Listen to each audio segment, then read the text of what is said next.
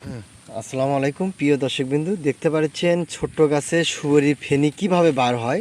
তো এত ছোট গাছে কিভাবে সুবরি ফেনি বার হচ্ছে সেটা দেখার জন্যই আপনাদেরকে একটা গাছ কাটাচ্ছি।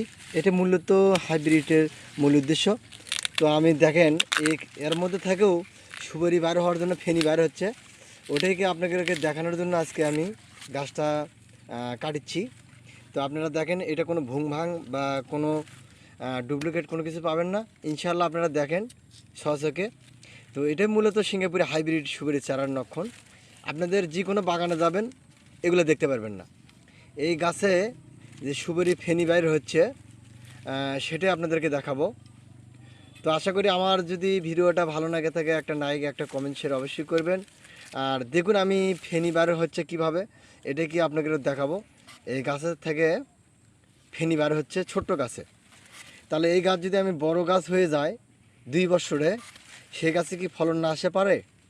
তো প্রতিটা গাছেই আপনাদের কাছে যদি 1000 গাছ থাকে তো প্রতি সপ্তাহে আমাদের সিঙ্গাপুরি হাইব্রিড সুবরি চারা থেকে আপনারা কালেকশন করতে পারবেন। আপনারা দেখেন আমি এটা সর্বপ্রথম এই দেখেন ফেনির যে একটা তাকে এখানে গেলে বার হয়ে আছে। আমি এটাই দেখাচ্ছি আপনাদের ফেনি করতে বার হচ্ছে। মূলত আমি একটা পরে একটা কাটাচ্ছি। দেখেন এগুলোগুলো গিট ছাড়ছে, ছোট ছোট গিট ছাড়ছে।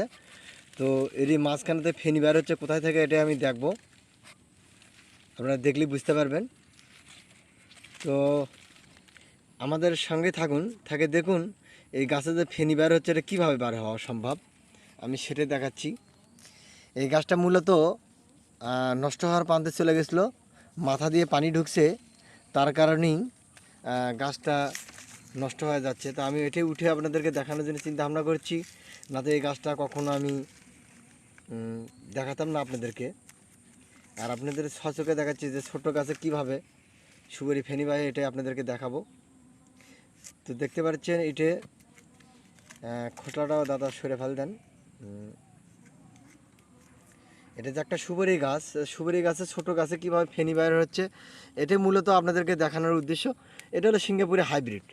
আমার দাদা ভাই এটা দেখাচ্ছে, অবশ্যই আপনাদেরকে দেখে বুঝতে পারবেন যে এত ছোট গাছে কীভাবে ফেনি বাইর হয়।